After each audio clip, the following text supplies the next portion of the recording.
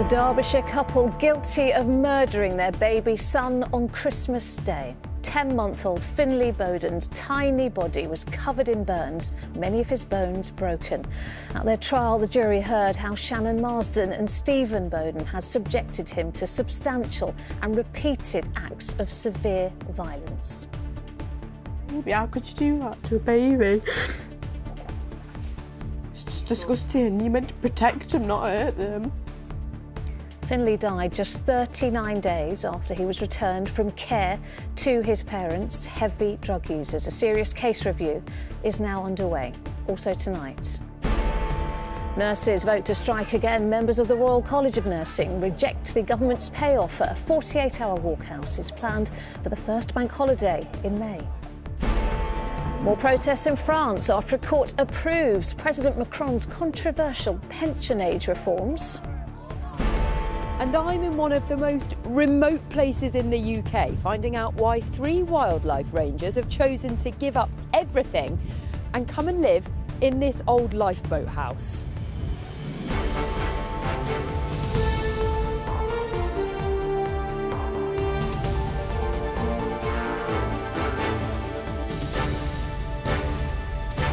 This is the ITV Evening News with Lucrezia Millarini. Good evening. After a short life marked mainly by cruelty, pain, neglect and degradation, little Finley Bowden's ordeal finally came to its horrific end on Christmas morning in the winter lockdown of 2020. Today, his father and mother were found guilty of murdering him just 39 days after the 10-month-old baby boy was returned to their care by social services. Stephen Bowden and Shannon Marsden carried out what was described as repeated acts of severe violence against the defenceless infant, leaving him with burns and broken bones. You may find parts of Sarah Corger's report distressing. Once a happy, playful baby boy, this was recorded before social services returned Finley Bowden to his parents.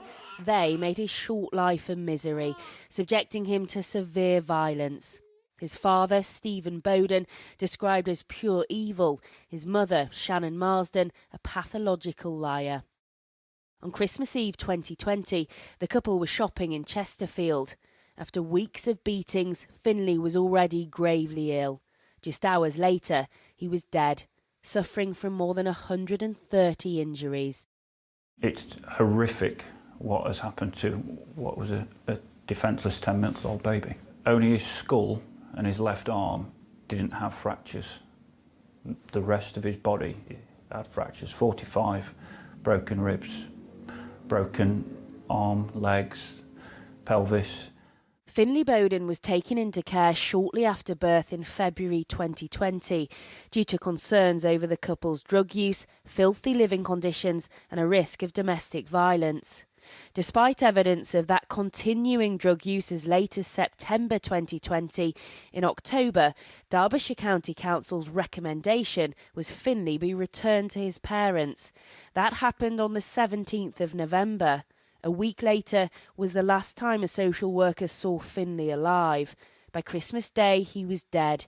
He'd been in the couple's care for just 39 days.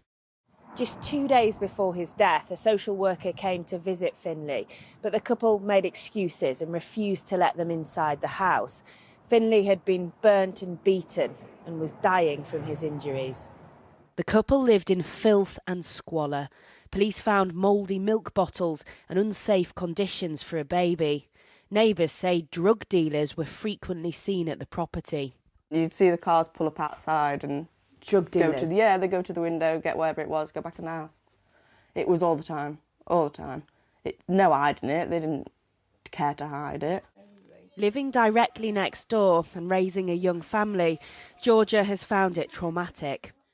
It's just hard, isn't it? Because it was just a baby. How could you do that to a baby? But look at her. We weren't much older than her, really. How could you do that? It's just disgusting. You're meant to protect them, not hurt them. All the professionals failed Finley. Another neighbour says warnings about the couple's behaviour were ignored by social services. I think it's disgusting. You've got to listen to the people that are living around them, because we're the ones that are there listening to it, noticing things that are happening. They should have been there to protect that little boy a lot more than they were, definitely. And they should be ashamed of themselves, council and social services. The latest Ofsted report of Derbyshire County Council's Children's Services found staff were consistently overworked with complex cases. More than 20% of positions were vacant. And across Britain, the pandemic increased the pressures on an already struggling workforce. He was failed by a system, really, that couldn't protect him. And we really want to see significant change in the child protection system, and that needs to happen now. We can't wait until another child dies. Bowden and Marsden repeatedly lied to social services, trying to hide the violence they'd inflicted on a defenceless little boy. His final days at home spent in agony, a place he was supposed to be safe and loved. Sarah joins us now from our Leeds newsroom. Sarah, you've been following this case for 5 months. It has raised some very serious concerns about Britain's child protection system. What has Derbyshire County Council said in response today? Well, the council said tonight that it can't comment on the details of this case until a full child safeguarding review is carried out. But there are some serious questions for the local authority to answer. Namely, why was Finley returned to his parents' care despite continuing concerns around their drug use, domestic violence and squalid living conditions? And why, when social workers were blocked from going into the house, wasn't action taken? Now, sadly, this is the latest in a long line of child protection failures. During the pandemic, Star Hobson in Bradford, Arthur Labignio Hughes in Solihull were both murdered in their own homes, warning signs missed. And during 2020, the number of cases of serious child abuse and neglect actually increased by nearly 20%. A reduction in face-to-face visits meant that vulnerable children became less visible. And the details of this case are extremely upsetting. In fact, when the verdicts were read out today, even the judge was on the verge of tears. In contrast, Bowden and Marsden sat unmoved with their arms folded. They will be sentenced next month. All right, Sarah, very upsetting detail indeed. Thank you. The beleaguered health service, already in the grip of the junior doctors' strike, is tonight facing more strike action by nurses after they voted to reject the government's pay offer. A 48-hour walkout for the end of this month has already been announced by the nursing union, the RCN. Health workers belonging to the Unison Union earlier voted to accept their pay offer. Here's our deputy political editor, Anushka Astana. It was unprecedented. Members of the Royal College of Nursing staging their first nationwide strike in the union's 106-year history. And then, claims of a breakthrough. I'm delighted to say that the government has reached agreement with unions representing over 1 million NHS workers.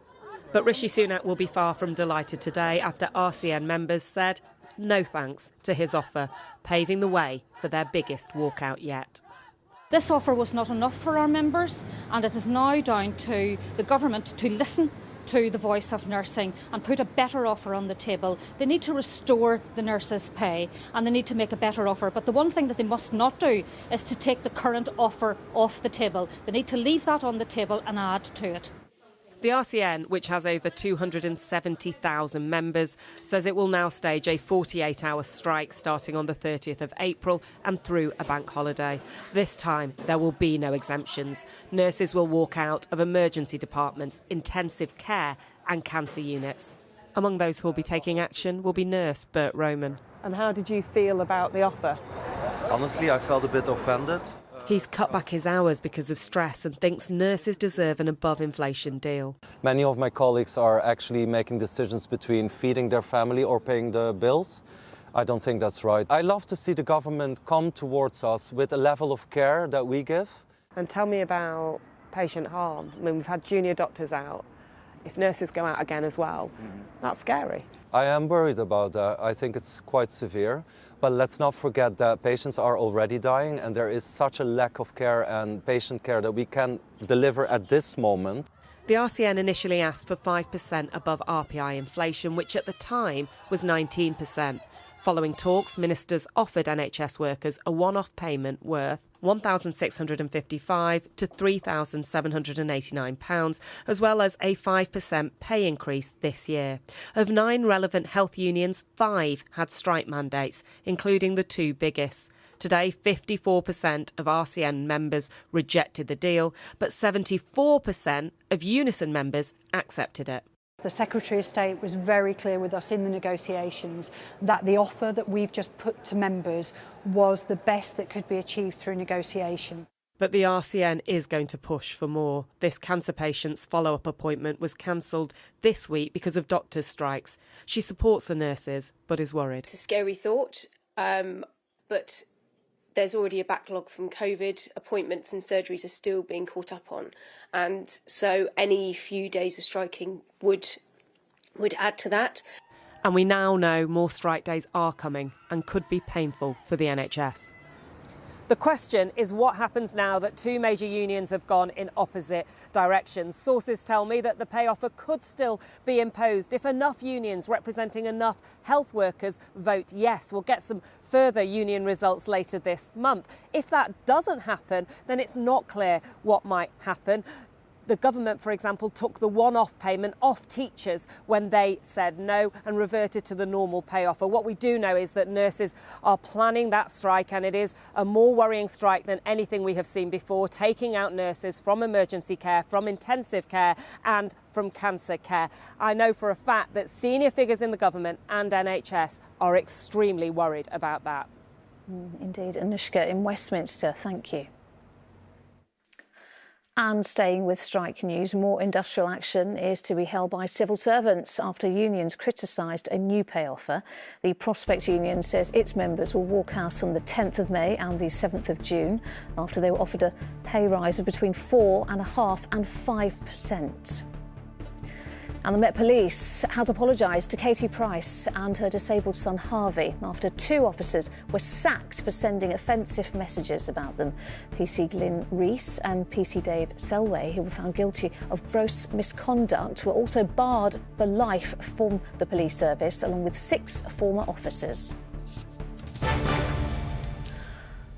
More protests look likely in France after the country's top constitutional court tonight gave its approval to President Macron's widely unpopular pension reforms. His plan to raise the retirement age to 64 has already triggered a wave of violent unrest. Our Europe editor, James Mates, is in Paris this evening. James, what does this ruling mean? Well, it wasn't a surprise. It means that the law will become the law officially, but already protesters are very angry about it. They've just put out a fire here outside the City Hall where protesters set fire to a row of electric rental bikes that caused quite a big blaze. That's just being damped down, but there are a lot of police around, a lot of sirens and a lot of people on the streets. So we'll see what tonight holds. The Constitutional Court had decided that the law that was forced through Parliament without a vote, very controversially, is constitutional and will stand. President Macron can now sign it into law. They also said that attempts to hold a referendum on this issue of raising the retirement age from 62 to 64, that's not going to happen either. Now, for President Macron, we haven't seen much of him since he went to Notre Dame this morning on the 4th anniversary of that great fire there. He has been making noises to try and calm the situation. He's invited the unions to talks next week in the hope, his hope will be that over the next few weeks and months the anger will die down and life will get back to normal. It does seem unlikely. Bear in mind that it was only a few weeks ago that there were 1 million people on the streets of Paris. We've got May Day coming up in just 2 weeks' time, traditionally a time for protests. The unions are calling for a huge turnout in demonstrations right across the country. So this is by no means over. James in Paris, thank you. There's plenty more to come on the ITV Evening News, including The young airman suspected of leaking top-secret US government files appears in courts. On the eve of the Hillsborough anniversary, calls to stop so-called tragedy chanting at football matches. And how National Trust rangers are being posted to the remote Norfolk coast to protect endangered birds. Stay with us for all of that and more after the break.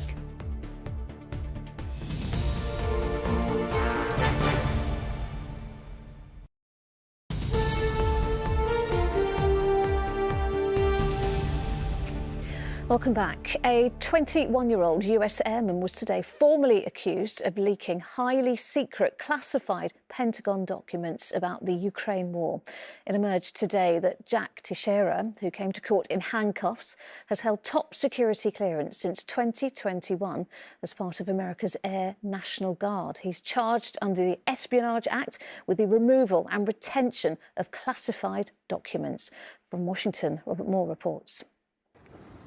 The family of the suspect left court today, refusing to explain any of the circumstances surrounding one of America's most damaging national security fiascos. Anything you can tell us about your son? Keep that away from my shoulder. Jack Teixeira has now been charged with removing and retaining classified documents. He is a 21-year-old avid gamer who used his position as a network engineer at a military communications base to post some of the Pentagon's most important secrets, all revealed on an obscure social media platform called Discord. Those who interacted with him online spoke of his strange attitude in the chat room. He did have sort of a bossy attitude at some points, but it was more of a fatherly bossy. He did see himself as the leader of this group, and he was the leader of this group. And he wanted us all to be sort of super soldiers to some degree, informed, fit, with God, well-armed, stuff like that. It would appear as if he sort of grew angry with the fact that only one or two people were paying attention to these documents that he was pouring his heart out into.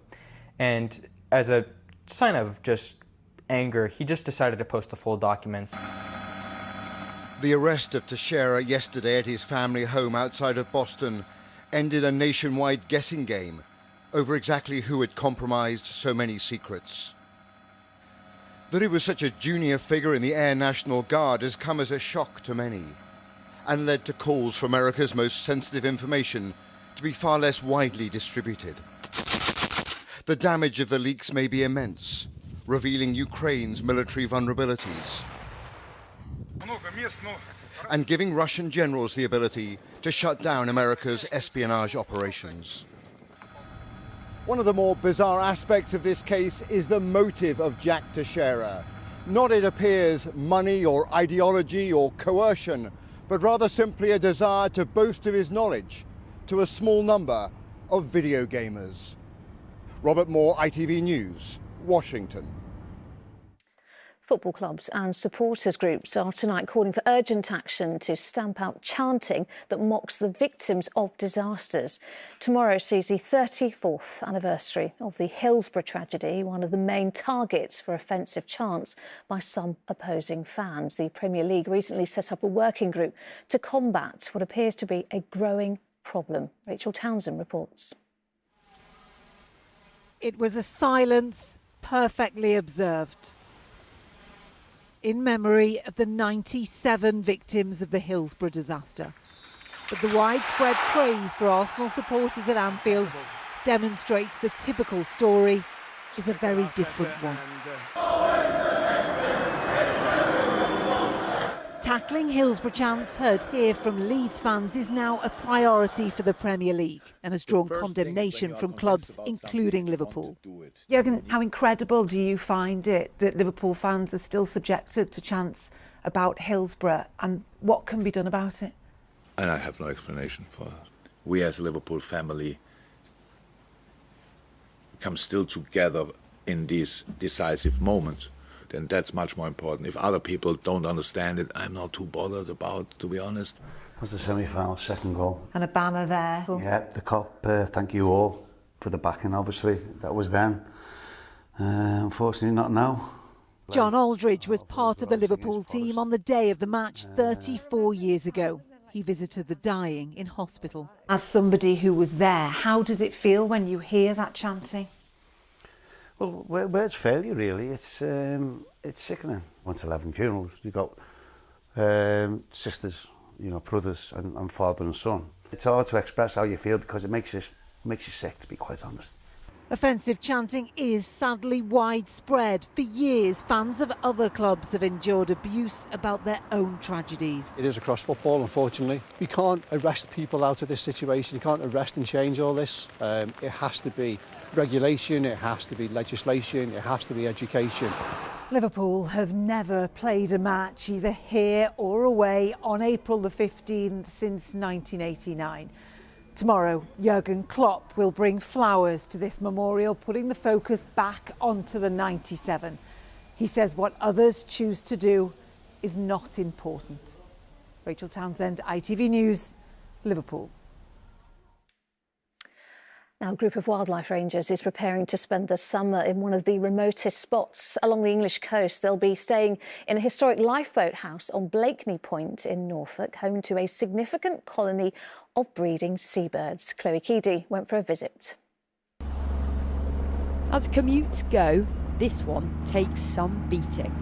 There's no other traffic here, just sand, shingle and sea. Where we're heading is so remote it's only accessible when the tide is low. Luckily though, Duncan has no interest in leaving. For the next 8 months, this old lifeboat house on the North Norfolk coast is not only the office, it's home as well. You have literally moved into your office. Why? Here to protect the wildlife out here. It's an incredibly important site for some quite sensitive wildlife, and it's really important that there's someone here. Blakeney Point is a crucial breeding site for the endangered little and sandwich terns, and trying to keep them and their babies safe is a round-the-clock job. And little terns, they like to nest closer to the high water mark in amongst the shingle. Where they're just on the beach? Yeah, sort of where we're walking now, really. The danger comes not just from people, but from predators too. Duncan has put up an electric fence to try and keep the foxes out. Foxes will eat eggs and birds as well. Yeah, foxes on site will just cause a colony to completely abandon. So how much time do you have to spend down here every day? Almost all day, every day. Key part of the job. Well, it's not a bad spot. Absolutely not, yeah. I mean, there are... The rangers have scattered these plastic birds along the beach where they hope the terns will nest. And the idea is that these fake black-headed gulls will attract the real ones, because where black-headed gulls go, terns tend to follow because they give them protection. The birds won't arrive here for a couple of weeks, but Duncan's not alone. He'll spend the summer sharing this lifeboat house with 2 of his colleagues. So you're not sick of each other yet? Not yet. There is time, though. Absolutely, yeah. There's plenty of space out here as well, you know. Blakeney Point is open to visitors, and Duncan's daunting mission is to keep one of the UK's rarest seabirds on the list of things they can at least hope to spot. Chloe Keedy, ITV News. More on our website or on the ITVX app. It's just coming up to 7 o'clock. Emmerdale is here in half an hour, but first... Joe Biden's DNA journey. The American president traces his ancestry in Ireland. Councils warn many are not prepared for new ID requirements at next month's elections. Allumage Vulcain. Allumage AP, décollage. British scientists rejoice as their work finally sets off to seek life on Jupiter's moons. MND campaigners Rob Burrow and Kevin Sinfield celebrate the success of their £1 million fundraising marathon. My mate Kev will be pushing me around the course, and I hope to see as many of you out there running with your mates too. And a little rain didn't wreck Ladies' Day at Aintree today, but will the Grand National be drier tomorrow? Full forecast coming right up. But first, severely wounded Ukrainian soldiers who have travelled abroad to be fitted with prosthetic limbs are telling ITV News that they want to return to frontline duty as soon as possible. A charity has raised funds for the treatment of soldiers who have lost legs in the war at a specialist hospital in New York.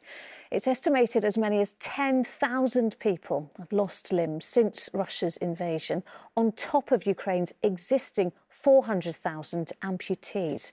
It takes 2 months at the clinic to fit the prosthetic limbs and then train the soldiers to use them. And as our US correspondent Dan Rivers reports, they are impatient to get back. They barely survived the battlefields of the Donbass.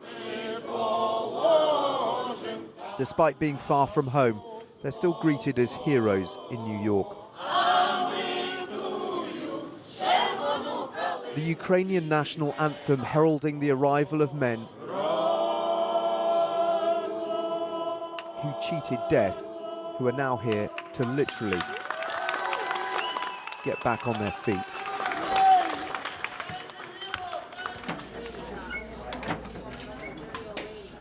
Yevgen is typical of those being given world-class rehabilitation by a US charity. His leg was blown off by a tank shell, now replaced by a state-of-the-art titanium and carbon fiber prosthesis. Ми дуже вдячні американським людям, які допомагають, які розуміють, що твориться в Україні, що йде війна, що це йде повномасштабна війна. Дуже ми відчуваємо дуже потужну допомогу зі сторони американського уряду. For the last 2 months, a handful of Ukrainians have completed a rigorous program of rehabilitation. The treatment simulating the rough terrain of a battlefield. The impact of this war has left its mark, both on their body and their mind. Так, я розумів, я служу вже на війні 6 років, і я багато бачив поранень, і я в перші секунди побачив, що все не так страшно. Я зрозумів, що вже ноги не буде, але я розумів, що буде все добре, і можна буде повертатися до строю. Despite almost dying and losing a limb, every man here wants to return to the front line. They're doing extremely well. They're dynamic, they're young, they're eager. Well, some of them are over 50 years old, but they have very young minds, attitudes, and they're willing to go back. Some of them are willing to go back and fight. Oleg stood on a mine. The gruesome aftermath was caught on camera. He was left writhing in a landscape reminiscent of the Somme.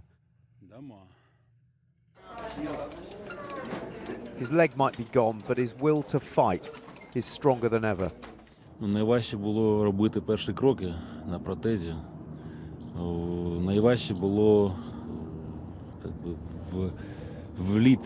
влитися у це життя, таке кипуче, безхмарне. Under a monument to America's liberation of Nazi concentration camps, these men explain that for them, this war is also an existential fight for freedom, and one that's taking its toll. Коли ми були на війні на позиціях, нас дуже часто бомбардували з літаків. Обстрілювали гелікоптери, літаки. І коли приїхав сюди, тут неподалік аеропорт, літаки вони тормозять, і такий звук, будто щось вже летить, таке не дуже хороше. The men are living and being treated on Staten Island, just across the water from Manhattan. The charity helping them, doing everything it can to offer them respite. My main goals, the fundraising, organize everything, work with Ministry of Health of Ukraine, Ministry of Military of Ukraine, fund soldiers in Ukraine, in Ukrainian hospitals. A lot of work. I wish you love, support, and victory, and the good people of America got your backs 100%. Fight the good fight. God bless you, all right? In a community with plenty of police and fire officers, be safe.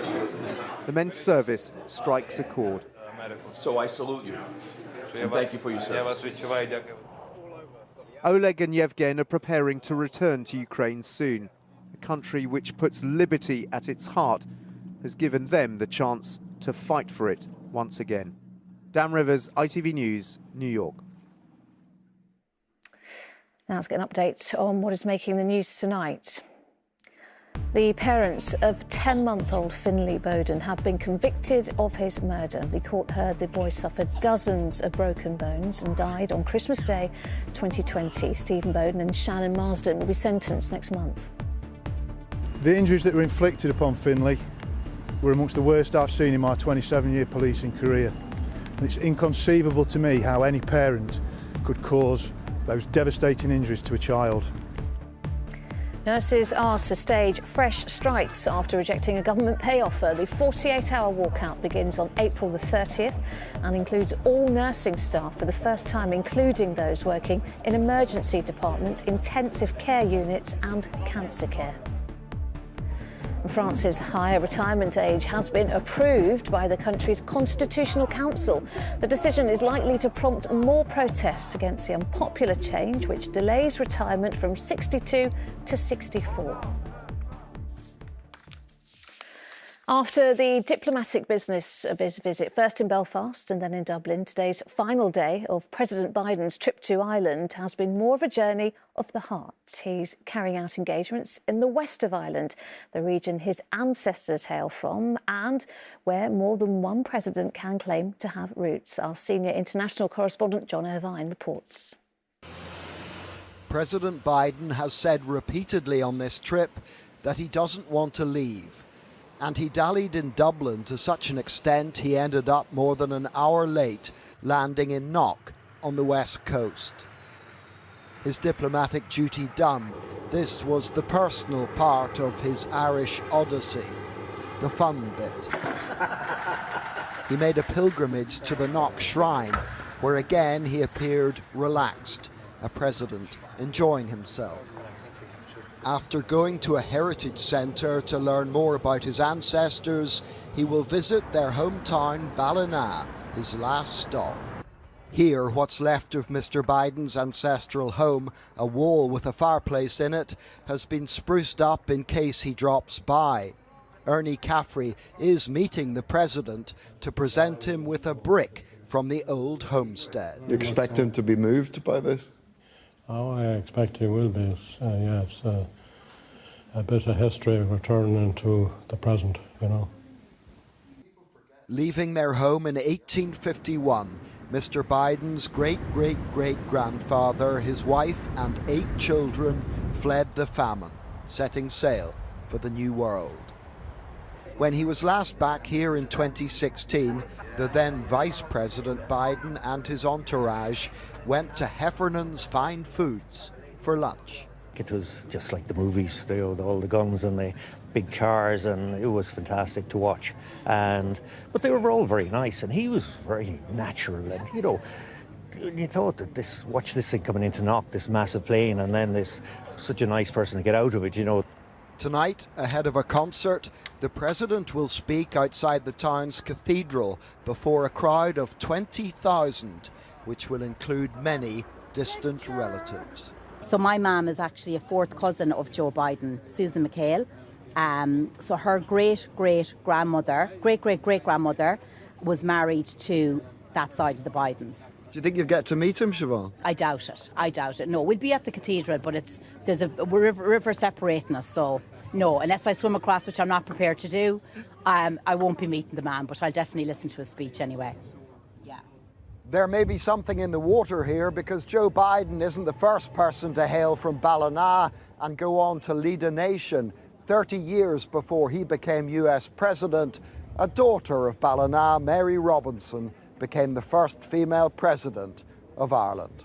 John Irvine, ITV News, Ballina in County Mayo. There are fears tonight that new voting rules could leave thousands of people disenfranchised at next month's local elections. It's estimated that photographic ID is now required at polling stations. More from our political correspondent, Amy Lewis. Whoever said local elections can't be entertaining clearly hasn't seen this. I've got something to say about May's local elections. T-Dog spitting bars about voter ID selection. so make sure you bring it. But then there's a first time for everything, including voter ID, which will be compulsory at polling stations in England next month. It's a major change to the electoral process. Up till now, there haven't been any processes in place in polling stations for people going in to make sure that people know they are who they say they are. So it's important now the voters are aware that they need to take their ID with them, and if they don't, then for the first time, they won't be able to be issued with a ballot paper unless they have that with them. There are 22 forms of accepted ID that can be used in polling stations, including passports, driving licences and free voter ID certificates. More than 1 million eligible voters currently don't have one of these, and they're more likely to be from disadvantaged groups. The deadline to register for a free certificate is April the 25th, but only 60,000 have applied so far. The local government associations say councils haven't had enough time to prepare for the changes, and there will be extra staff at polling stations to cope. The local government associations say councils haven't had enough time to prepare for the changes, and there will be extra staff at polling stations to cope. It's an extra pressure on local government staff who work very hard anyway on a very busy day and very challenging day. So we're monitoring the period leading up to election day, see how many people are going to apply for those passes. It's very important we find out exactly how it's worked, if it hasn't, how we can put it right. Did you know that that's... No, I didn't know. OK. Campaign groups like Unlock Democracy are out and about ensuring voters know about the changes, but not all of them support the idea. Probably it will deter some people. Some people may not have a passport or ID, and we might lose because of this some voters. No, it's not right. You know, people should be able to vote freely. Of course, you need to know who's voting, and you can't have anyone just going to vote. So it makes sense. Plus, you need ID for a lot of things nowadays. The government has defended its plans, which have been criticised by Labour and the Liberal Democrats. There are concerns that from October, when the rules will apply to general elections, it will become harder for some to have their voice heard. Amy Lewis, ITV News.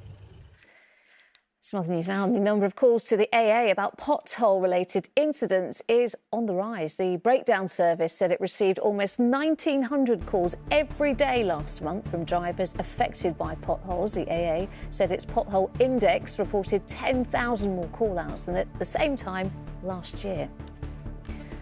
And Lidl and Aldi have followed rivals Sainsbury's and Tesco by reducing the price of milk. The budget retailers are cutting the price of their 4-pint own brand bottles by 10 pence to £1.55.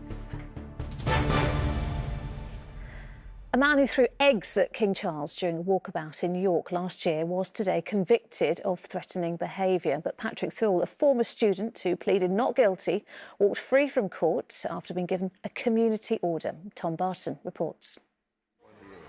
An egg is thrown at the King, then another and another and another. And today, the 23-year-old University of York student who threw the eggs arrived defiant at court. My main defence is not a legal one, it's a moral one. And then that is that my actions are those of a free person defending themselves. In court, the prosecution showed videos of the eggs being thrown and the aftermath, in which police body-worn cameras caught Patrick Thelwell admitting to throwing them. I threw eggs at him because that's what he deserved. It's the only justice the victims of colonialism will ever get.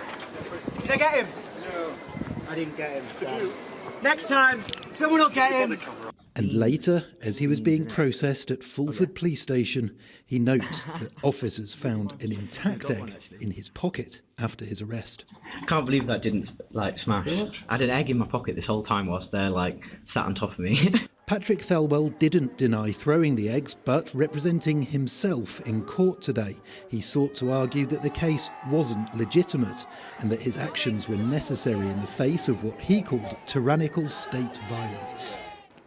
Found guilty by the judge and sentenced to 100 hours of unpaid work, he was clearly happy to have had his day in court. I think the judge focused on the specifics of the case, which is did I throw an egg or not? And I never denied that I did.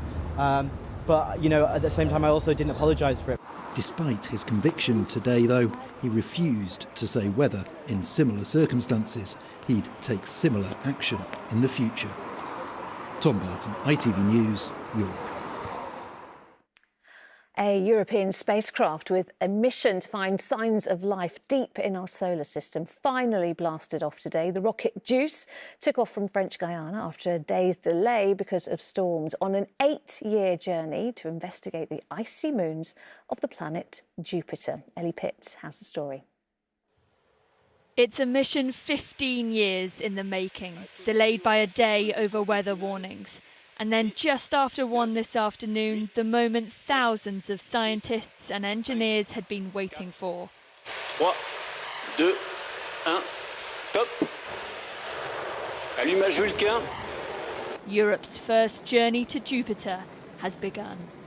I would like to first of all express the joy of having just launched JUICE to Jupiter. I think Europe can be extremely proud because this is a mission that is answering questions of science that are burning to all of us. The Jupiter Icy Moons Explorer, or JUICE, is on an 8-year expedition to the largest planet in our solar system. Once it gets there, JUICE will study Jupiter and its moons to find out if there is the potential for life in the vast oceans beneath their icy surfaces. In London, Shivangi has worked on the equipment that will measure the moon's magnetic fields.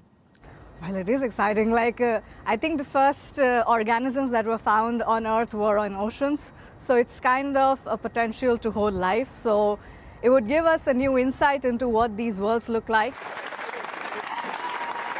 In its first few hours in space, JUICE has sent back signals. Its launch has been a success. There are years ahead for this mission, though, and working with the planets requires patience. But what the watery worlds on Jupiter's moons could teach us about the evolution of our solar system makes it worth the wait. Ellie Pitt, ITV News.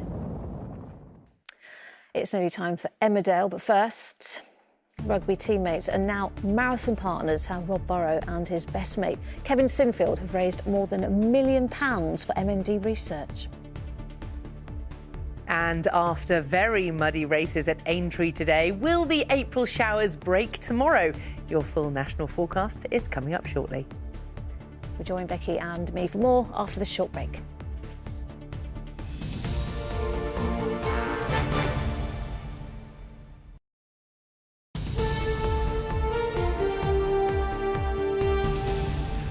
Hello again, weather now, and Becky is here. Soggy sundresses at Aintree today. Becky, we're still seeing these April showers, aren't we? I can't cope. I just have this strong sense of deja vu. Whenever we work together on a Friday, like, is it going to be good for this? Oh. No, well. Well, actually, there is some quite good news coming. But having said that, you're right. It was very wet for Ladies' Day at Aintree. As you can see, that did not stop the fashionable set coming out in force, looking absolutely lovely and wielding their umbrellas as the fashion items that they undoubtedly are.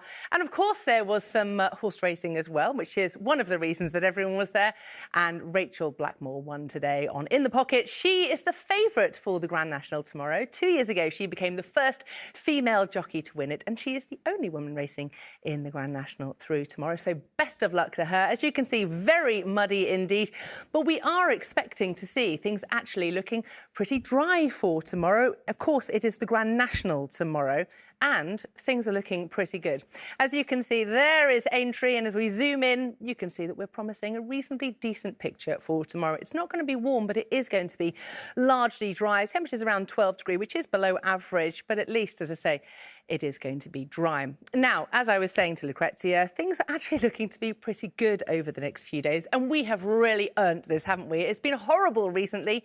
High pressure is going to be taking control of our weather, and that, of course, means drier conditions and briefly milder as well, peaking on Sunday and Monday at around 18, maybe 19 degrees. Always cooler, though, towards the east, thanks to that chilly easterly breeze. But at least over the next few days, it is looking to be drier. Let's have a look at the forecast. The warm weather continues. So why not squeeze the most out of the day? Heinz Tomato Ketchup sponsors ITV National Weather. So it really has been a tricky week of weather, hasn't it? If you're a parent with small children off for the Easter holidays. As we have a look at the weekend, though, and as we move for many out of the Easter holidays, of course, the weather is going to start to improve. It's going to be drier, sunny spells and warmer as well. So however this timing works out, at least that is good news. So we've still got a lump of rain to move away from the eastern fringes and pretty heavy bursts in places. But it leaves us with a fairly clear and consequently a fairly chilly sort of night, particularly across Ireland, I think, where temperatures will drop low enough for a patchy frost. And then looking ahead to the start of the weekend, we are expecting it to be a fairly slow start across those southeastern areas, and a sort of finger of cloud hangs in there across those central areas for a time. Any showers will tend to be across the east and southeastern parts of the country.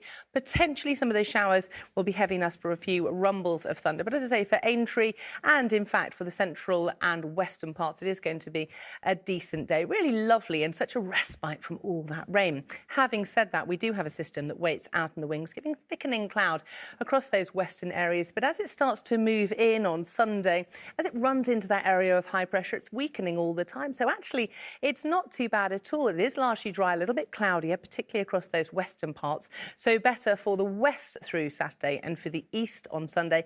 Temperatures not bad at all, up at around 17 or 18 degrees. Not bad at all. Have a lovely weekend. Heinz Tomato Ketchup sponsors ITV National Weather. So not only is it getting better over the weekend, not only is it dry for the fashion people going to Aintree tomorrow, but my clicker has worked, which is the first Friday in a very long time. Everything is good in the world. We're all breathing a very big sigh of relief. Yes, Becky, we are. Hooray. Thank you. No problem. Finally, a marathon taking place next month in honour of a popular former rugby league star who has motor neuron disease passed a major landmark today. 1,200 runners are expected to take part in the Rob Burrow Marathon in Leeds, and it's already raised over £1 million in pledges. Charlie Frost reports. It was on the pitch where Rob Burrow earned his place as a titan of rugby league that he and his former teammates turned best friend, Kevin Sinfield, launched a marathon bearing Rob's name. Then the aim was to attract more than 7,000 runners, a benchmark set to reflect Rob's shirt number at Leeds Rhinos. Now, a year later, 12,000 people have signed up. And with a month still to go until race day, more than £1 million has been raised. This marathon is about community, running together with mates, for a mate. And we will be on that start line together, shoulder to shoulder, with Rob. With Leeds Rhinos, he had an illustrious career, winning the Super League 8 times. And since being diagnosed with motor neuron disease in 2019, he's raised millions for charity, picking up an MBE last year for his services to sport and fundraising. Good mate, fantastic, pal. Good work, Kev. But it was Kevin who inspired next month's marathon, having taken on several gruelling fundraising challenges since his friend's diagnosis. And of course, he'll be taking on this race as well, but this time with Rob. My mate Kev will be pushing me around the course, and I hope to see as many of you out there running with your mates too. A lot of the money raised by the marathon will go towards building a bespoke centre for the treatment of MND in Leeds. And after the enthusiasm for this year's event, a date has already been set for 2024. But first, the focus is on the 14th of May, when runners will take on this marathon built on friendship. Best of luck with your training, everyone. I look forward to seeing you all on the starting line. Charlie Frost, ITV News. Oh, amazing. That is it for now. Raggy is back here at 10, but from me and everyone on the Evening News team, bye-bye. Have a great weekend.